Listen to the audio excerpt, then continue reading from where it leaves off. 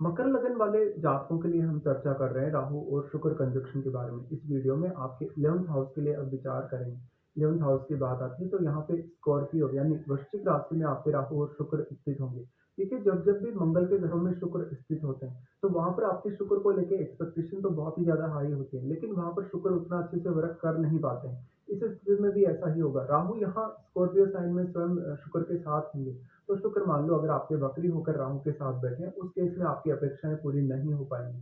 हालांकि अब आपको मंगल को जरूर देखना होगा, और अन्य किसी भी ग्रह का अगर प्रभाव है आपके 11th हाउस पे तो आपको उस ग्रह पर भी विचार अवश्य करना चाहिए। अगर जुपिटर का एस्पेक्ट आपके 11th हाउस पे हो तो कुछ हद तक आपके लिए स्थितियां मैनेजेबल हो सकती हैं। राहु यहाँ अब शुक्र को जितना ज्यादा मल्टीप्लाई कर रहे हैं या शुक्र जितना ज्यादा राहु के क्लोज है, उतनी ज्यादा आपकी अपेक्षाएं बढ़ती जाती हैं। स्त्रियों को इस केस में ज्यादा नेम फेम मिलता है, ज्यादा अर्निंग्स मिलती है, या वो ज़्यादा अच्छे से अपनी अपेक्षाओं को पूर्ण कर पाते हैं, क्योंकि शुक्र उन्हीं को स्वयं को रिप्रेजेंट करता है। लेकिन पुरुषों के केस में ये स्थिति बिल्कुल ऑपोजिट होगी। पुरुषों के केस में देखा जाए तो उनकी वाइफ जो होगी उनके नेटवर्क सर्कल से हो सकती है। साथ साथ में ऐसे पुरुष भी काफ़ी धनवान बन सकते हैं, लेकिन उनको स्त्रियों से अपनी लाइफ में काफ़ी ज़्यादा मदद मिलेगी। उनके फ्रेंड सर्कल में काफ़ी ज़्यादा स्त्रियाँ होंगी जो उनको सपोर्ट करेंगी। लेकिन यहाँ पर आपकी मैरिड लाइफ को लेकर काफ़ी ज़्यादा इश्यूज क्रिएट होंगे कभी-कभी, क्योंकि शुक्र आपकी अपेक्षाओं को काफ़ी ज़्यादा तीव्र कर रहे हैं जब वो स्कॉर्पियो साइन में। और स्कॉर्पियो साइन काफ़ी ज़्यादा प्राइवेसी को बताता है, गोपनीयता को बताता है। तो ऐसा हो सकता है कि आप अपनी अर्निंग्स के बारे में, अपने धन के बारे में किसी को कोई बहुत बड़ी जानकारी नहीं दे रहे, या आप अपनी अर्निंग्स को छुपा रहे हैं कहीं न कहीं। अब यहाँ पे राहु शुक्र का कंजक्शन बन गया है तो ये आपको शेयर मार्केट, लॉटरी, सट्टा या गलत तरीके से पैसे कमाने के लिए प्रेरित करेगा। इवन गलत तरीके से किसी से फ्रेंडशिप करने या उनके साथ चीटिंग करने के लिए भी प्रेरित करेगा। ऐसे में शुक्र अब वक्री नहीं होने चाहिए। अगर शुक्र वक्री हो जाते हैं तो आपके 10th हाउस और आपके 5th हाउस से जुड़ी हुई जो भी आपकी अपेक्षाएं हैं उनको पूरा करने में आपको काफी परेशानी होगी। और यहाँ राहु आपको काफी इल्यूजन में भी डालेंगे आपके रिश्तों को लेकर। हालांकि ऐसा अगर पुरुष का चार्ट है तो उसमें उनका जो पार्टनर होगा, जो जीवन साथी होगा, वो उनके नेटवर्क में से ही हो सकता है, या उनका कोई जाना पहचाना हो सकता है, या उनकी अंडरस्टैंडिंग मैरिज होने के शुरुआत में बहुत अच्छी हो सकती है, लेकिन बाद में कुछ ना कुछ प्रॉब्लम आपको आ ही जाती है। ये होता है आपकी बहुत ज़्यादा अपेक्षाएँ होने की वजह से। अब यहाँ पे शुक्र जितने ज़्यादा राहु के क्लोज होंगे, शुक्र उतने ही ज़्यादा मल्टीप्लाई होंगे। तो आपके अपने पंचम भाव को लेके अपेक्षाएँ काफ़ी ज़्यादा तीव्र होंगी। अब पंचम भाव में आपके केतु बैठे हैं, केतु सारी की सारी पंचम भाव की एनर्जी को अब्ज़ॉर्ब कर रहे हैं। तो यहाँ पर अब आपको पंचम भाव से जुड़े कार्यों के लिए ज़्यादा एफर्ट्स करने होंगे। साथ-साथ में आप अपनी लव लाइफ़ में काफ़ी ज़्यादा डिस्टर्बेंस देखेंगे इस वजह से। साथ ही आप अपने कोई भी डिसीज़न लेंगे, अपनी इनकम वगैरह के लिए, अपनी आर्थिक स्थिति के लिए, तो आपको काफ़ी ज़्यादा परेशानियों का सामना करना पड़ेगा। फिर कभी-कभी आप कुछ गलत फैसले लेंगे या पैसे को लेके बहुत बड़े रिस्क लेंगे। इस केस में हालाँकि आप काफ़ी पॉपुलर हो सकते हैं, मान-सम्मान आपका बहुत अच्छा हो सकता है, नेटवर्क आपका बहुत अच्छा हो सकता है, लेकिन जब आपकी पर्सनल लाइफ़ की बात आती है या आपकी मैरिड लाइफ़ की बात आती है, तो आपको काफ़ी ज़्यादा डिससैटिस्फैक्शन उत्पन्न होगा एक समय के बाद। अब आपको देखना होगा कि यहाँ जो वास्तु में मंगल है, क्या वास्तु में मंगल का प्रभाव राहु या शुक्र पर है या नहीं? या इवन सूर्य का प्रभाव भी अगर यहाँ पर होगा, तो काफ़ी ज़्यादा आपकी अपेक्षाएँ बढ़ेंगी, धन लग्ज़री, भोग-विलास को लेके, जीवन में ऐशो-आराम या सुख-सुविधाओं को लेके। और इन सबको आप अचीव भी अवश्य करेंगे, लेकिन आपकी अपेक्षाएँ पूरी फिर भी नहीं होंगी। इस केस में अब मंगल जितने ज़्यादा आपके चार्ट में स्ट्रॉन्ग होंगे, उतनी ज़्यादा आपकी विल पावर बहुत स्ट्रॉन्ग होगी, शुक्र से रिलेटेड कोई भी कार्य करने या इवन बिज़नेस करने के लिए। राहु शुक्र का ये कंजक्शन है तो आपके रिश्तों में काफ़ी ज़्यादा उतार-चढ़ाव आने के चांसेस हैं, इवन आपकी मैरिड लाइफ में भी। तो जब भी आप अपना पार्टनर चुनते हैं तो आपको काफ़ी ज़्यादा सावधानी रखनी होगी। केस में आपकी जो वाइफ है, यानी पुरुषों के केस में अगर देखा जाए इस कंजक्शन को, तो वो काफ़ी ज़्यादा टैलेंटेड हो सकती हैं, उनके पास इनकम बहुत ज़्यादा हो सकती है, या तो वो अपने नेटवर्क में बहुत ज़्यादा सोशल हो सकती हैं या पॉपुलर हो सकती हैं। इसके साथ-साथ उनमें जो क्रिएटिव टैलेंट होगा उसकी वजह से भी उनको काफ़ी फेम मिलेगा। बट पुरुषों के केस में ये स्थिति थोड़ी-सी यहाँ पर अच्छी साबित होती नहीं, क्योंकि उनका बहुत सारी स्त्रियों से फ्रेंडशिप हो सकता है, या उनके नेटवर्क में बहुत सारी स्त्रियाँ हो सकती हैं। इस वजह से कभी न कभी आपके पार्टनर के सामने अगर ये सब आता है, तो आपको काफ़ी ज़्यादा परेशानियों का सामना करना पड़ता है। देखिए, 11th हाउस का राहु शुक्र का जो युति है, वो पुरुषों के लिए कहीं न कहीं उनकी अपेक्षा को और ज़्यादा तीव्र करता है। ऐसे में आप अपने जीवन साथी से कभी भी सैटिस्फाई नहीं देखे जाएँगे, और इस वजह से आप किसी अन्य की तरफ अट्रैक्ट होंगे। ये संभावना तब सबसे ज़्यादा रहेगी जब आपको राहु या शुक्र की महादशा हो। अब अगर ये कंजक्शन पे विचार किया जाए तो ये कंजक्शन आपकी आर्थिक स्थिति के लिए काफ़ी बेटर साबित हो सकता है। लेकिन जो-जो भी आपको फैसले लेने होंगे, वहाँ पर कोई भी ब्लाइंडली आप फैसला ना लें और काफ़ी सोच समझ कर ही काम करें।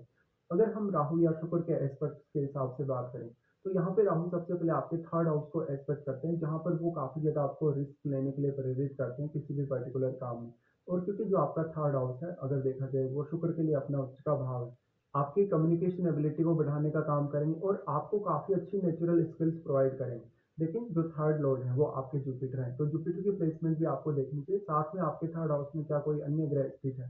देखिए, अगर राहु का ही कोई मित्र ग्रह आपके अगर थर्ड हाउस में स्थित होगा, तब आपको सबसे ज़्यादा यहाँ फ़ायदा मिलेगा। इसके साथ-साथ राहु का थर्ड हाउस पे एस्पेक्ट होने से लाइफ़ को लेकर आप काफ़ी इम्पल्सिव रहेंगे और बहुत ही ज़्यादा डोमिनेटिंग रहेंगे अपनी लाइफ़ में, इवन रिश्तों को लेकर भी। बट आपका जो पार्टनर है, जीवन साथी है, वो आपके ऊपर बहुत ज़्यादा डोमिनेंस दिखा सकता है कभी-कभी।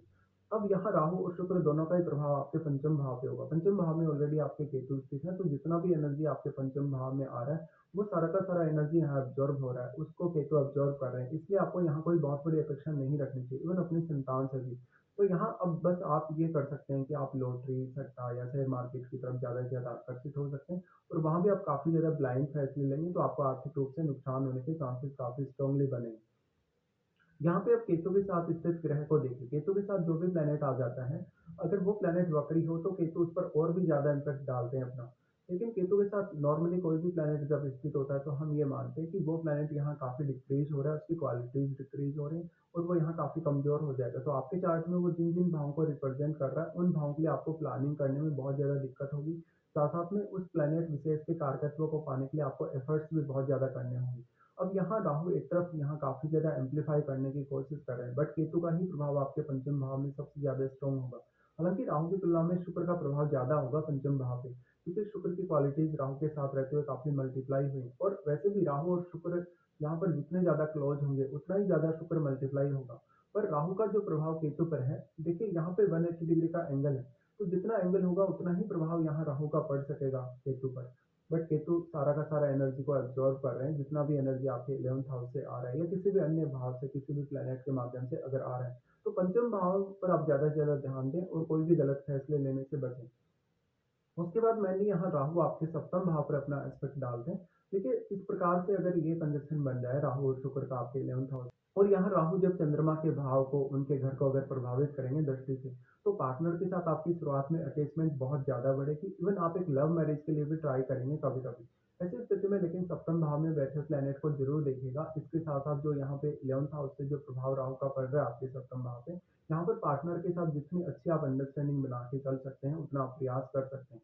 अदरवाइज़ यहाँ पर मैरिड लाइफ़ को लेके भयंकर असंतुष्टि उत्पन्न होगी। इवन आपके जीवन साथी से आपके फिज़िकल रिलेशनशिप भी उतने बेटर नहीं होंगे। और अगर आपके यहाँ सप्तम भाव में कोई फायरी प्लैनेट आ जाता है, जैसे अगर मंगल जैसा ग्रह आ जाता है, सूर्य जैसा ग्रह आ जाता है, तो अक्सर जीवन साथी के साथ विवाद या लड़ाई झगड़े भी काफ़ी ज़्यादा देखने को मिल जाते हैं कभी-कभी। तो इस स्थिति से बचने के लिए आपको एक अच्छी अंडरस्टैंडिंग डेवलप करके अपने पार्टनर के साथ चलना होगा और आपको पार्टनर पे काफ़ी ज़्यादा ट्रस्ट भी करना होगा। हालाँकि इस प्रकार का राहु जब सप्तम पे दृष्टि डाल रहा है, तो ये बिज़नेस के लिए काफ़ी फ़ेवरेबल स्थितियाँ, लाइफ़ में कुछ बहुत बड़ा करने या लाइफ़ में कुछ बहुत हाई एक्सपेक्टेशन रखने के लिए भी ऐसा राहु आपको काफ़ी प्रेरित करता है। मेनली जब चंद्रमा के घर पे इस प्रकार से राहु प्रभाव डालेंगे, तो डायरेक्टली इसका आपके मन से संबंध है। तो आपकी मानसिक प्रवृत्ति, आपके विचार करने की प्रवृत्ति, आपकी इमेजिनेशन, ये काफ़ी ज़्यादा एम्प्लीफाई होती है। और चंद्रमा की पोज़ीशन को देखिएगा, चंद्रमा आपके चार्ट में जितने अच्छी तरीके से प्लेस्ड होंगे, उतना ही ज़्यादा आपको राहु के एस्पेक्ट का फ़ायदा मिलेगा। लेकिन जब आप मैरिज की बात करते हैं, अपने रिलेशनशिप की बात करते हैं, तब आपको उतनी बेटर स्थिति नहीं देखने को मिलती। इसके साथ-साथ अब इसमें आपको अपनी महादशा का रोल देखना होगा। राहु या शुक्र की आपको महादशा होगी, तो ये सारे के सारा प्रभाव आपको काफ़ी स्ट्रांगली देखने को मिलेंगे। बट अगर आपको महादशा नहीं, तो हो सकता है आपको रिज़ल्ट्स में कुछ कमी भी देखने को मिले।